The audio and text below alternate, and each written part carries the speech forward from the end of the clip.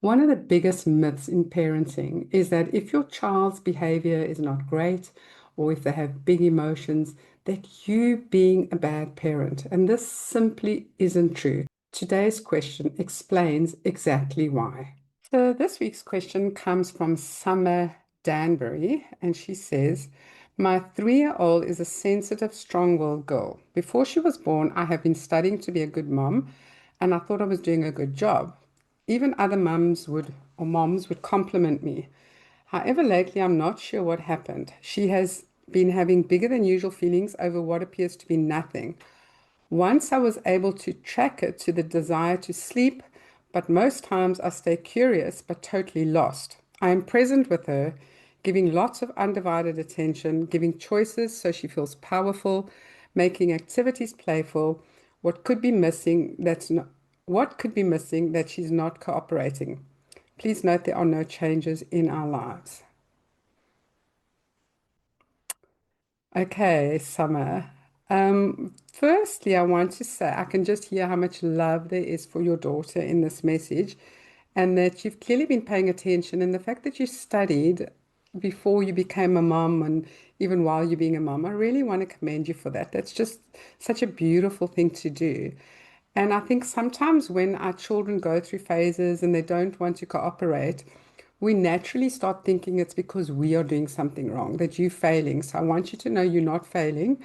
Her not cooperating has got nothing to do with you because you're clearly doing the right things. You're staying curious, you're wondering about her, you're asking about her. So, with 3-year-olds, they have massive, massive emotions. The hardest time for a child's life, besides puberty, is the 2 and 3-year-old stage because they have incredible big emotions. They also have massive boots of hormones into their bodies. And so they're a little bit like out of the sorts. They don't know what to do with all those feelings. They don't know what to do with those hormones. There's a lot of changes that are happening, and not only in the body, but in the brain as well. So, she is as confused as you are.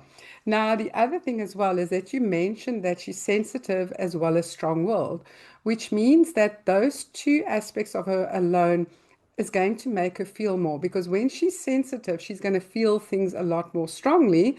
And when she's strong-willed, it means that she wants to be autonomous, meaning she wants to be in charge of herself.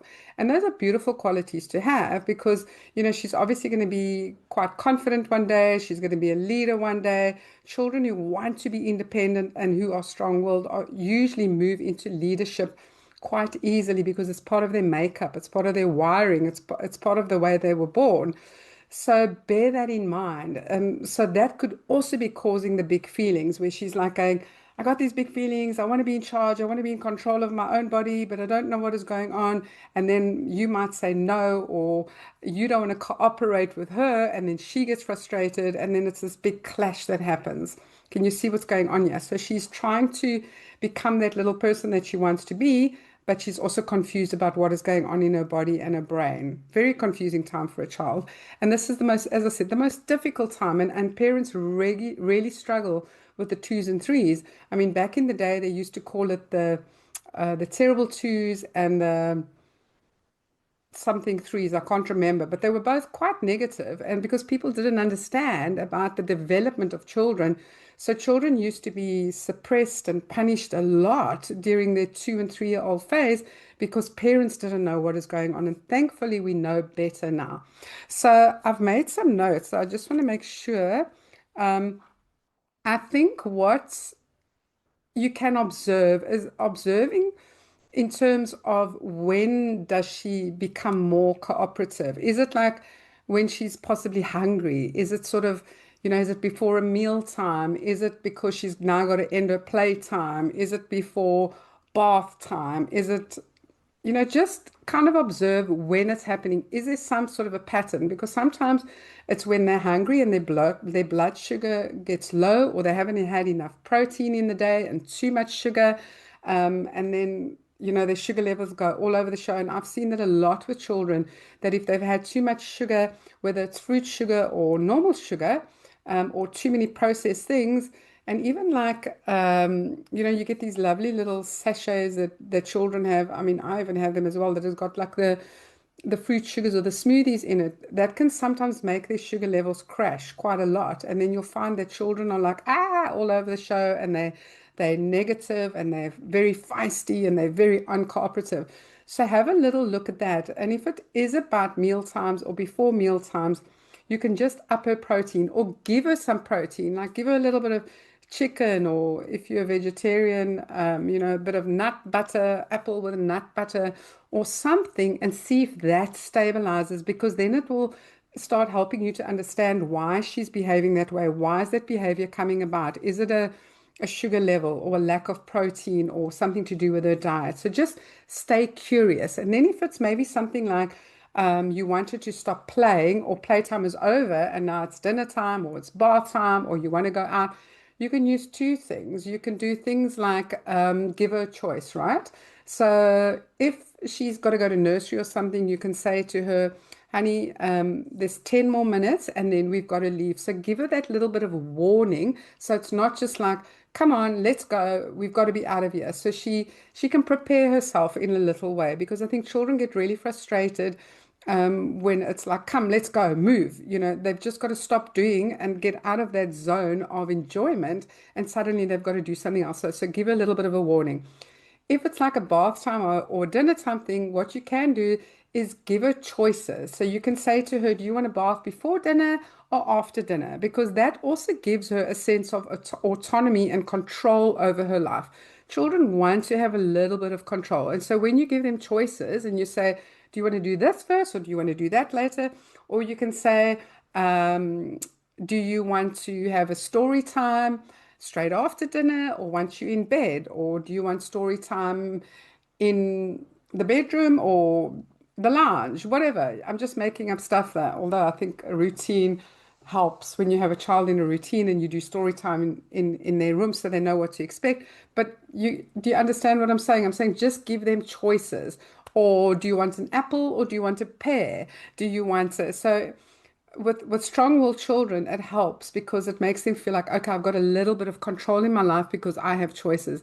And then remember that when they grow up as well, like with teenagers, when you start giving them times and, do you want to eat first and then do homework? Do you want to do homework and then you eat? Or so I think you know what I'm trying to say. Give them some choices. Um, I just want to see, as I said, I made some notes here because I didn't want to forget anything. Um, And then the last thing that I would say is your daughter doesn't need a perfect mum. She just needs somebody who's going to help her, guide her, work with her, and sort of, you want to put forward ideas to her, because as she's navigating this time in her life and you navigating, you want to be that guide, and you want to be the guide when it comes to her emotions and expressing herself as well. So you can teach children already from the age of 8 months about their feelings and their emotions. So you've got to use tools like, for instance, I've got like this chart that I've created, which is all the emotions, and you can see their little faces. So, it's flash charts. I'll put the link down below where you can access it. I've also written a book for children as well, that's usually from about 3 years old until 10. I actually wrote them for children between ages of 4 to 7, but a lot of parents use them from the age of 3 to 10 with their guidance. And it's all about giving them the words and the knowledge about what does this feeling look like, um, what does that word look like, and how to express it. So it's like the expressions and then the words so that they can express it to you. So you can try with this. You can say, I see you frustrated. Are you?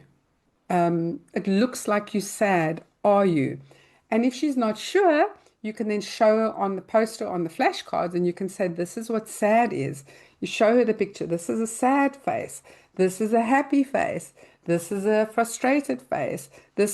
And honestly, don't underestimate your child. You'll be surprised at how quickly they learn those words and those emotions, and then they start expressing them. As I said, I tried this with my grandson when he was 8 months old, and he's now 14 years old.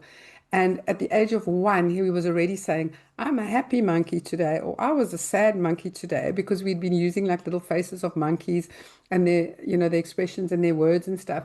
So you'll be, as I said, you'll be astounded. So don't think that it's above her level when you start teaching her these words, because you're already teaching her colors, you're teaching her through other books. Just start including emotions and the expressions and the words of that, so she can build her vocabulary, her vocab, so that she can express to you how she's feeling.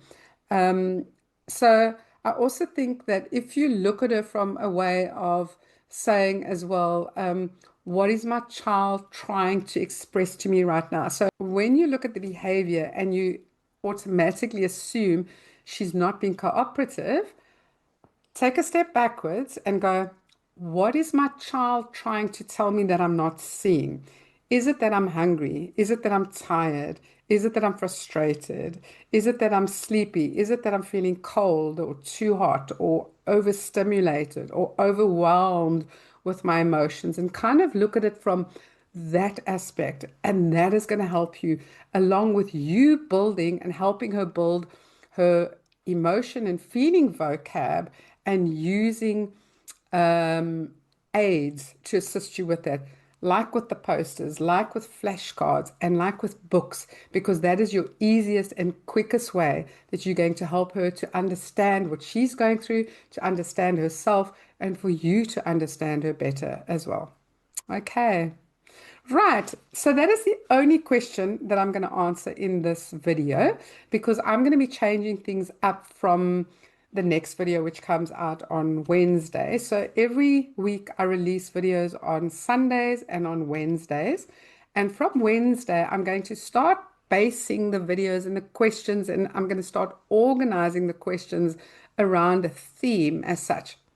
So, for instance, I've got a whole bunch of questions that I've batched for the following 4 weeks, and it's all around anxious behavior. Now, sometimes children act in a certain way and or behave in a certain way, and we don't know that it's actually anxiety that is at the bottom of that. So, I'm going to help you to understand anxiety from your perspective and from your child's perspective as well.